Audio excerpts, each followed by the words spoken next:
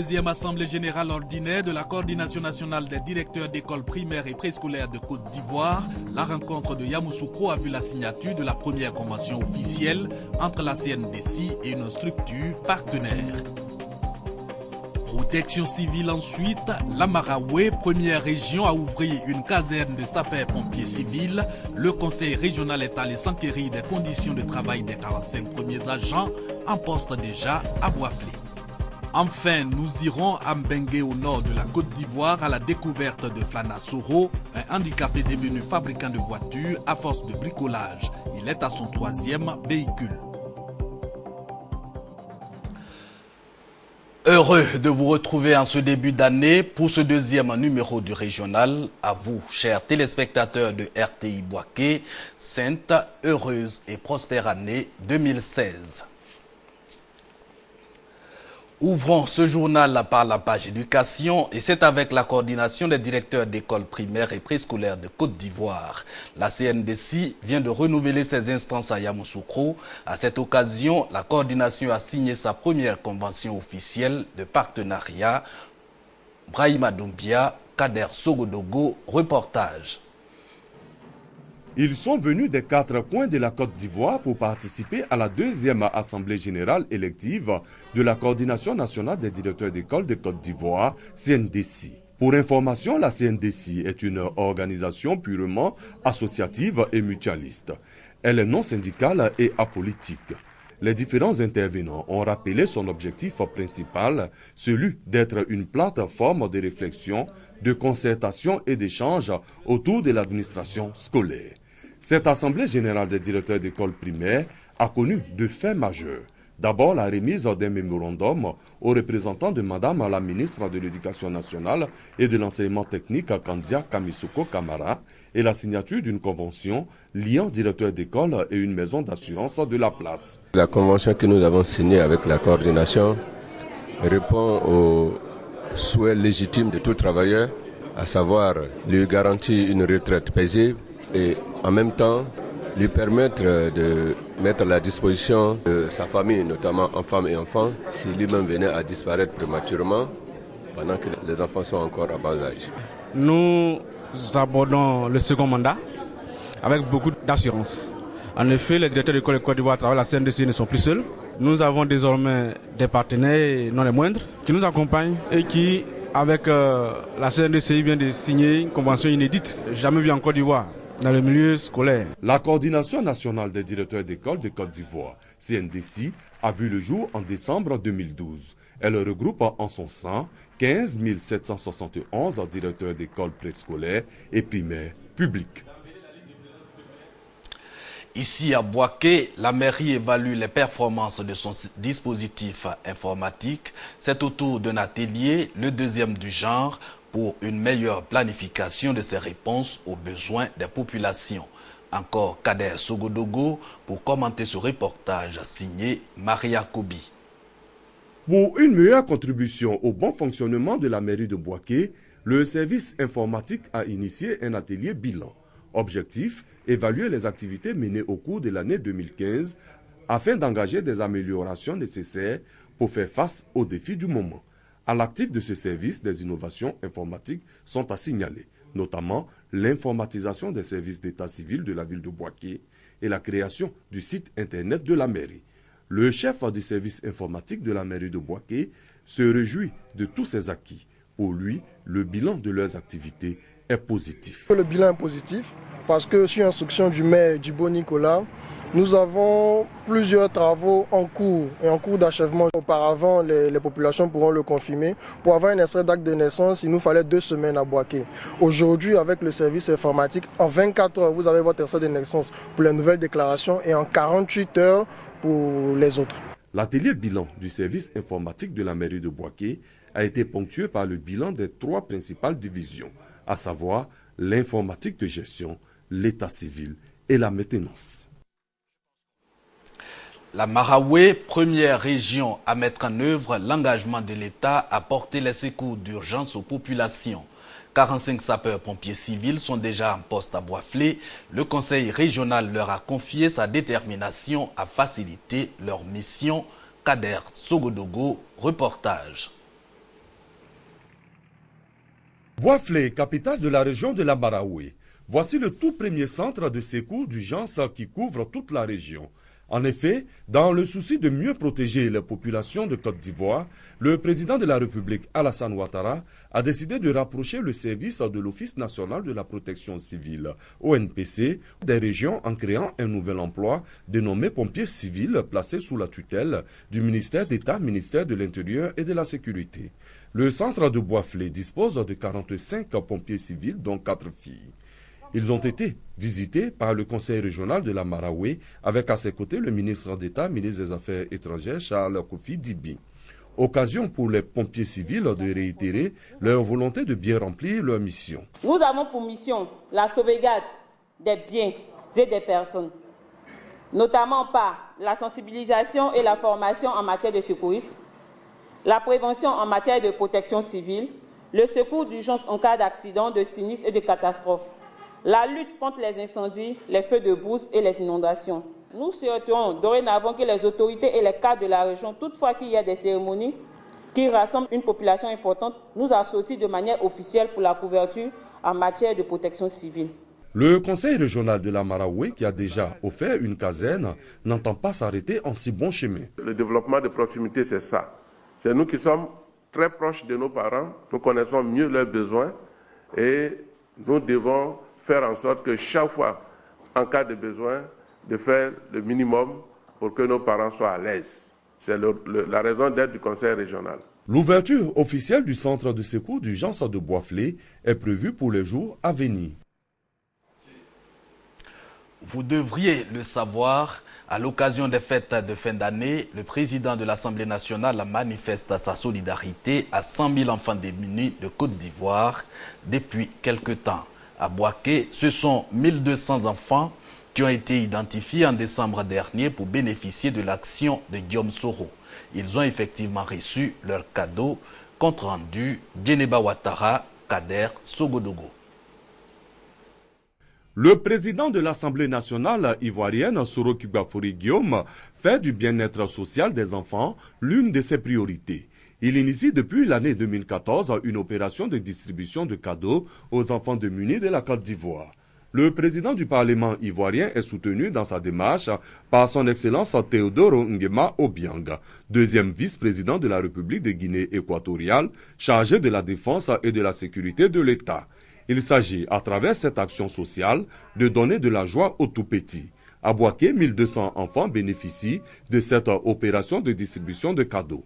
Pour la réussite de l'opération, une délégation mandatée par le premier responsable du Parlement a sillonné les différentes structures sociales et quartiers de Boaké pour offrir les présents aux enfants. Une tournée qui fait suite au lancement officiel de la distribution de cadeaux par son Excellence Soro Kibafori Guillaume le 28 décembre dernier. Le président Soro n'oublie personne, qu'il a promis faire venir plus de 1000 cadeaux encore et j'en suis persuadé. Ces cadeaux viendront dans le courant du mois de janvier. Les heureux bénéficiaires saluent le geste de leur bienfaiteur. Je dis merci au nom de tous les enfants du SOSAS à Tonton Soro Guillaume pour les cadeaux. Et on lui souhaite une bonne et heureuse année 2016. Je lui souhaite longue vie. Que Dieu lui donne la force de continuer l'année prochaine. Outre Boaké, les 3 autres départements de la région de Béké ont reçu chacun 200 cadeaux pour les enfants démunis. Restons toujours à Boaké pour la page santé de ce journal. Selon les praticiens de la santé, le seul moyen efficace de lutte contre l'hypertension artérielle et le diabète reste le dépistage précoce de ces maladies qu'il est convenu d'appeler tueurs silencieux. À Boaké, plusieurs centaines de personnes viennent de subir cette épreuve. L'hypertension artérielle touche plus d'1 milliard de personnes, soit 25 à 30% de la population mondiale adulte. Toujours selon l'Organisation mondiale de la santé, plus de 5,1 millions de décès par an sont dus au diabète. En Côte d'Ivoire, 33,5% des personnes âgées de 25 ans et plus sont hypertendues et le taux de prévalence du diabète avoisine les 5%. Des chiffres qui croissent de jour en jour. À Boaké, plus de 300 personnes ont été dépistées gratuitement du diabète et de l'hypertension artérielle. Pour les initiateurs, le dépistage permet un suivi efficient. une initiative appréciée par les populations. Les gens qui sont là, ils ont eu le temps de nous donner des conseils. Parce que quand on va à l'hôpital, on n'a pas tous ces conseils-là. Mais là, ils nous ont donné des conseils pour la tension, pour le diabète. Quand on nous voit, apparemment, on se dit que nous sommes en bonne santé. C'est une opportunité pour nous de venir connaître notre état de santé. Je conseille à tout le monde de venir faire le dépistage pour connaître son statut. Quand on ne connaît pas le statut, c'est là le pire arrive. L'hypertension artérielle et le diabète, ces maladies dites tueurs silencieux, peuvent s'éviter en adoptant certains comportements, à savoir adopter une alimentation saine, éviter l'usage nocif de l'alcool et du tabac et exercer au moins une activité sportive par semaine. Au collège moderne Koko de Boaké, on parle d'environnement. Le collège vient d'obtenir du matériel de salubrité, un don d'anciens élèves pour maintenir sain l'environnement d'études et de travail dans ce collège. Poubelles, seaux, gel de main, composition du matériel de salubrité offert par les anciens élèves au collège moderne de Koko à Boaké. Ce don, ces anciens élèves l'ont reçu du centre culturel allemand pour aider à améliorer l'environnement d'études et d'apprentissage de leurs cadets. C'est à l'issue d'une formation d'1 mois sur l'environnement suivie par les donateurs en Allemagne par le biais de l'Institut Goethe. En recevant ce matériel, les responsables ont invité les élèves du collège moderne de Koko à en faire bon usage. Objectif, maintenir leur école propre, saine et propice à des études. Il a 60 ans, il est analphabète et handicapé, mais il est à sa 3e voiture. Lui, c'est le fabricant de la marque Lana. Comment et avec quels moyens parvient-il à réaliser ses succès? Pour répondre, destination Mbengue au nord de la Côte d'Ivoire. Il a toutes les fonctions d'un véhicule ordinaire, mais son moteur et son réservoir sont ceux d'une moto. L'Anna 3, puisque c'est son 3e succès, est fabriqué par ce handicapé de 60 ans. Flana Soro exerce la mécanique, un métier qu'il n'a pourtant jamais appris. Le sexagénaire est même analphabète, il dit n'être jamais sorti de son Bengue natal. J'ai appris comme ça, je n'ai pas fait apprentissage. Depuis l'âge de 13 ans, 14 ans, j'ai commencé à bricoler. Vous avez pris quoi pour faire la voiture? J'ai pris les vieux fers, les tôles qui sont déjà jetées. Et puis j'ai pris aussi des tôles qu'on vend pour faire les portières. Le bricolage, seul prix des inventions de Flana. Cette dextérité lui réussit également dans le dépannage et la fabrication d'électroménagers, réfrigérateurs, télévisions, postes à soudure, chargeurs, motopompes, bref, aucun appareil n'a de secret pour Flana.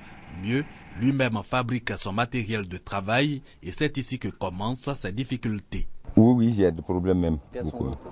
Pour découper le fer, les signaux, ce qui prend pour enlever les dents, pour former le fer, tout j'ai fait avec marteau. Il y a beaucoup de techniques, mais j'ai besoin, le gouvernement, l'autorité, n'a qu'à me voir pour m'aider pour le matériel, que je peux prendre ça pour construire ce que je veux.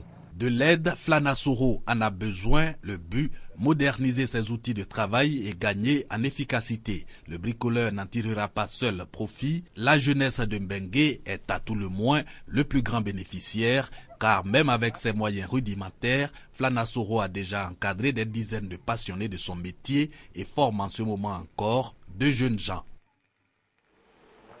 Rendons-nous à Ouangolo pour la page culture de ce journal.